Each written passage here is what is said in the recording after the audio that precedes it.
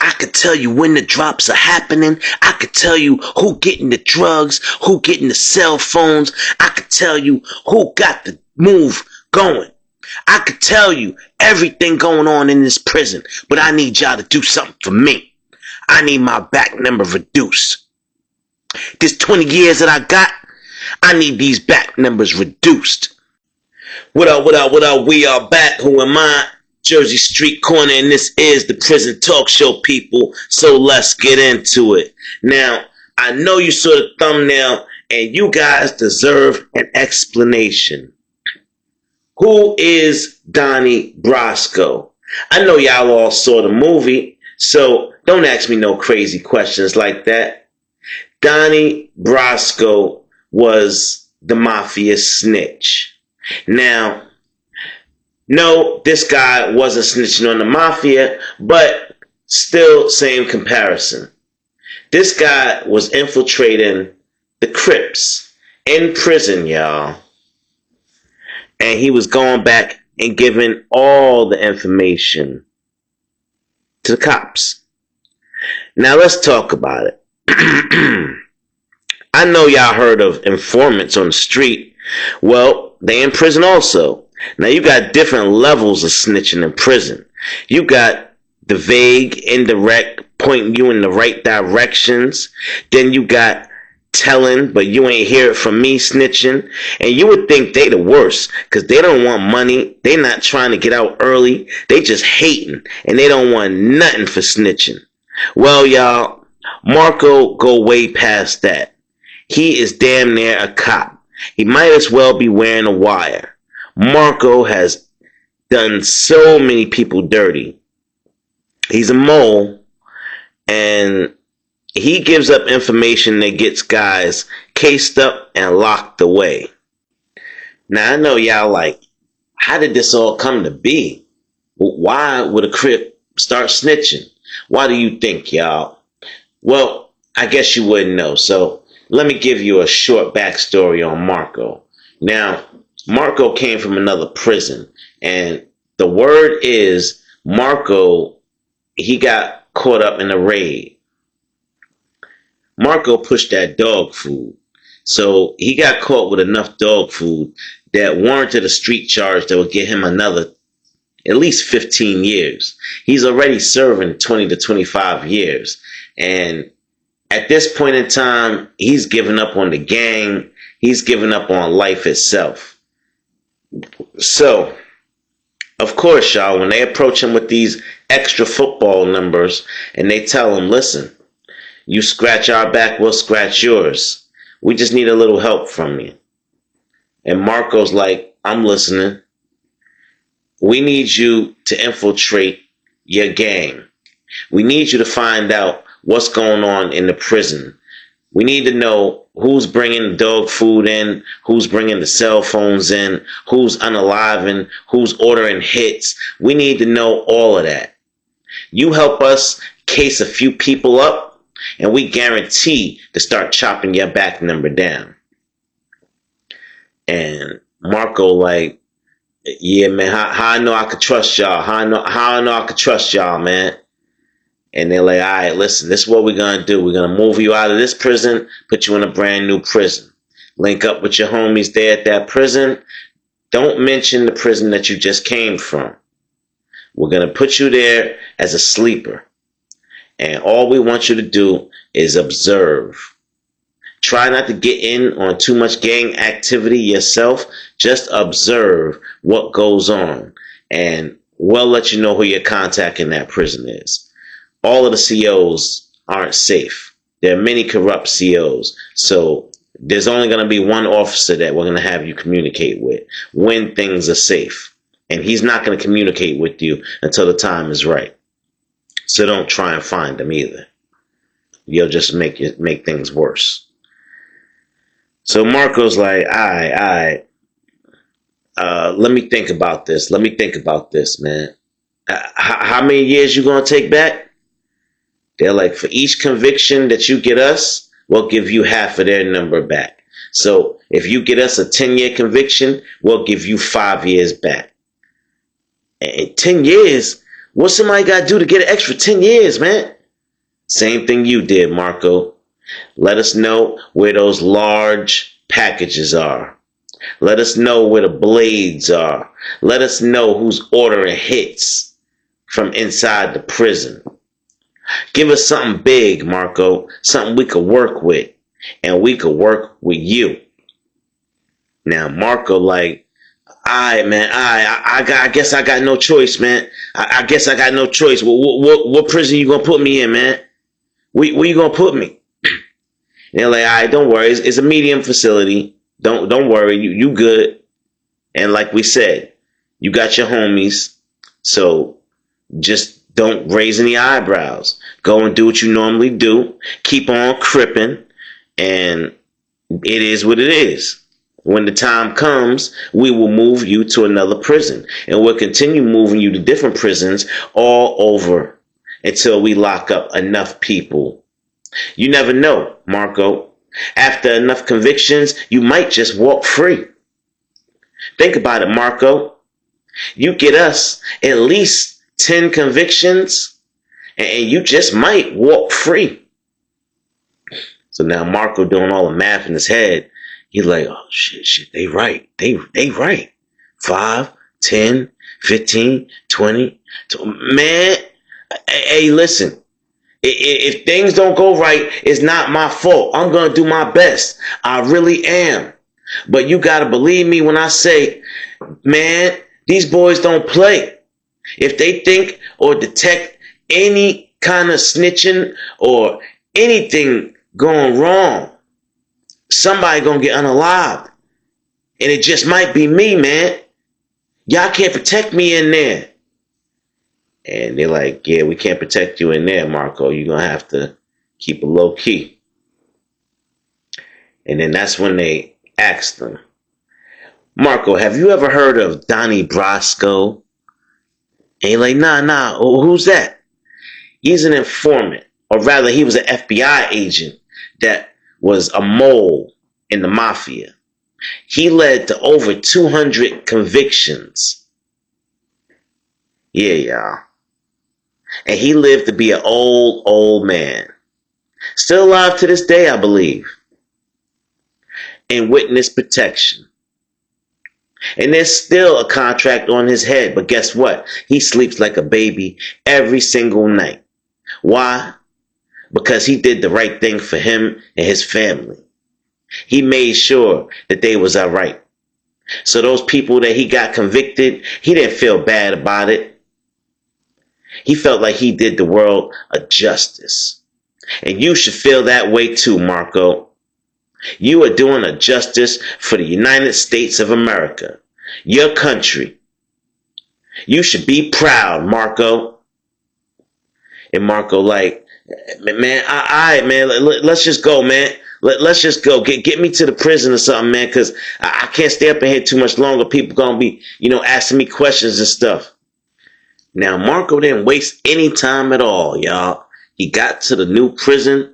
He asserted himself with the Crips, started running fades, doing all the things that, Crips do. And just being a regular guy. And before you know it, he was in the mix, y'all. He was in the mix with the people with the dog food, with the soft white, with the cell phones, with the tree.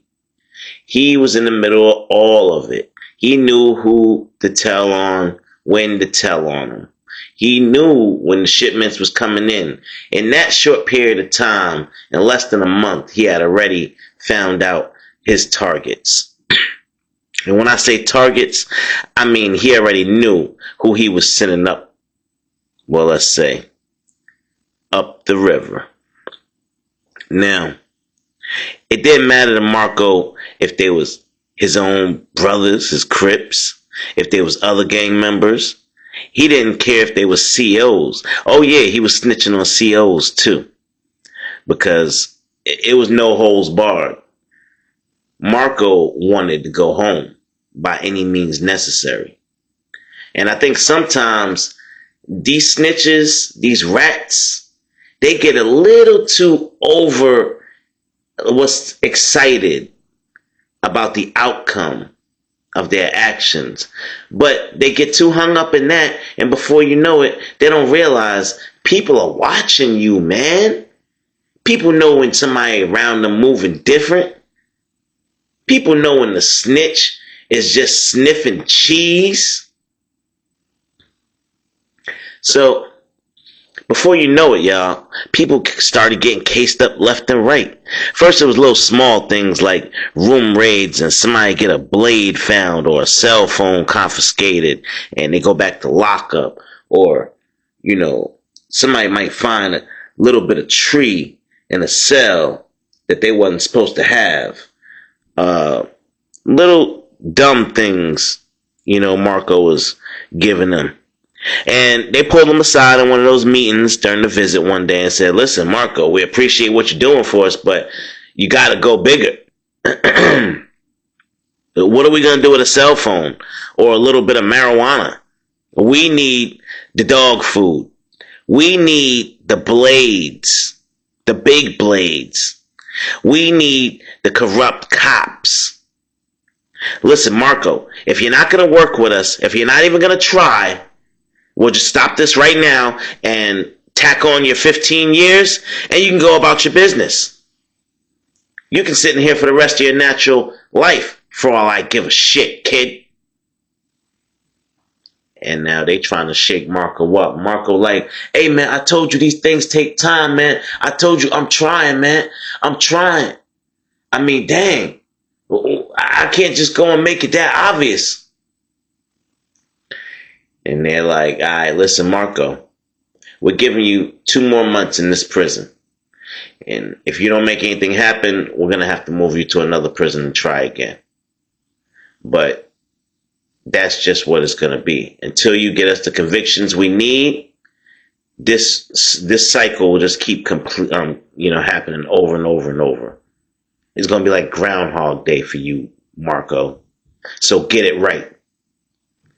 You're like, all right, man, all right, damn, get me up out of here, man. Damn, y'all be pressing. Now, Marco thinking, he's like, damn, all right, I'm gonna have to set somebody up. I'm gonna have to make something really happen.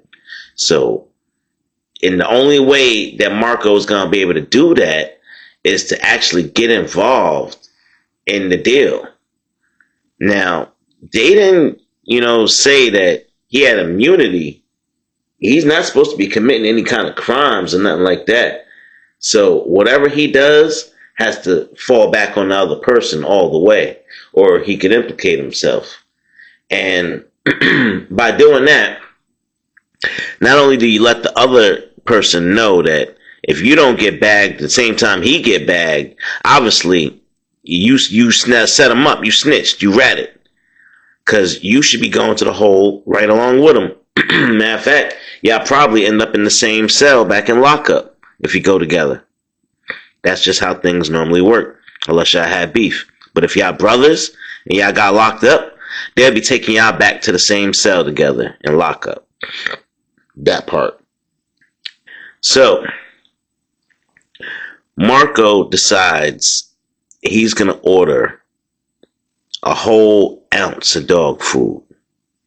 Now, in prison, you can't even fathom how much that's worth in prison. I can't even think of the number off the top of my head, y'all, how much that's worth in prison. All I know is a hell of a lot. Yeah, because what they're getting for a little piece, $20 for a little piece, yeah, that ounce could last maybe a month, if that long. And you talking thousands, especially if it's right. So he go ahead and put it in works, put it in motion. He put it out in the air, and Marco get the ball rolling. Now, lo and behold, there's somebody in the other pod that can provide him with exactly what he wants. Yeah, y'all, the ounce of dog food is already in the prison. It's just a matter of getting it into Marco's hands. Ain't that crazy? It's just like the streets. You put an order in, But boom, it popped right up. Yeah, prison is not a real place. Don't get it twisted, y'all. Do not get it twisted. They are not behind in prison. If somebody comes home from prison and say they don't know what's been going on, it's because they ain't want to know what's going on. Because they are not behind in prison. We had every opportunity to find out what's going on in the outside world, at least when I was there. I mean, shit, they taking away smoking now, so who knows what else they taking away. But shit, y'all got tablets now. I ain't had no tablet. You crazy? We wasn't reaching out and touching nobody.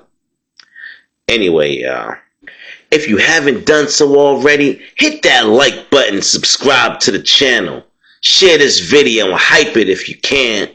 Alright, now, back to the story. Now, here we go again.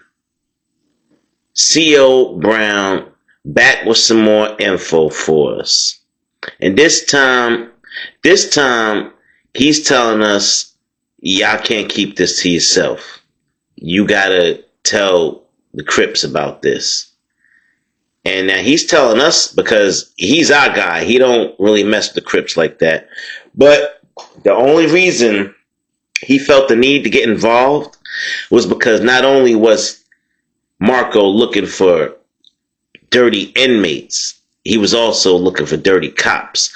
And C.O. Brown, being one of the number one dirty cops in the prison, he don't want no smoke. He needs Marco silenced. Up out of here, one way or another, however it happened. So he give him the whole spill. He tell him about the secret meetings that he heard about during visit. And he tell him that Marco is fronting. He's a Crip, but he's just trying to get his time back.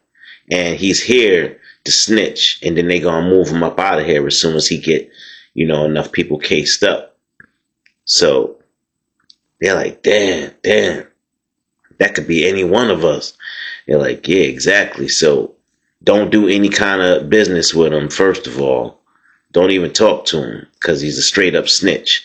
And he's definitely going to give somebody up. I don't know when and who. That's up to y'all. I don't know the politics that go on in here. That's up to y'all. But I'm letting you know, if you hear about him making any kind of moves, trust me, it's suspect, and he's snitching.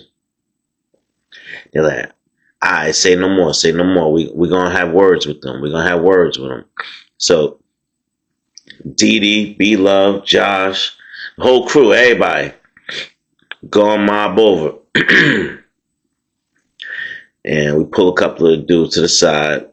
Now, dude in the other pod that he was going to do that deal with, he's also a Crip. And dude had no idea what was going on in our pod. Because they don't regularly come over in our pod, but, sometimes a few of them get dropped in our pod, and we show a common courtesy, as long as everybody stay to themselves or whatever, you can live here as long as there's no smoke. And it is what it is. It's peace. You know what I mean? Anyway. Now, we start telling them everything C.O. Brown said. It's like, yo, dude hit me up for an ounce of that dog food today. We supposed to be meeting up later on this evening. He said he going to send me the cash app. And we like, yo, do not bring the dog food. As a matter of fact, don't even go to the meet. Make some shit up. Don't go to the meet. We got to figure some shit out. And like, I bet. Yo, I appreciate y'all. Y'all ain't have to do this shit, yo. Y'all ain't have to do this shit. That's what's up. Well, like, don't forget it. Don't forget it. When shit hit the fan, do not forget it. Like, I bet. Sometimes having those one-ups in the bank, they mean a whole hell of a lot. It could be a war stopper. Now that everybody knows about Marco is not safe no more. And let me be the first to tell you that this story does not end up as rosy and nice as Donnie Brasco. No, no, no, no. When they said they could not protect him inside, they were absolutely right. They had no clue what was happening to Marco on the inside. Marco got found out. Marco got beat down, stomped out, robbed, stabbed. Marco got put on the gate to the point where he was almost unalived. They had to drag him to the gate. And they did him a favor by not unaliving him. They let him live knowing that you snitched on the gang. You let the gang down. So now you gotta live with that, homie. They beat the brakes off of him. And he will never, ever forget it. Alright, y'all, listen. That's gonna be it for this story. I hope you liked it. Get in the comment box. Tell me what you think about Donnie Brasco. This is the Jersey Street Corner Prison Talk Show. I am your boy, Jersey Street Corner, and I'm out.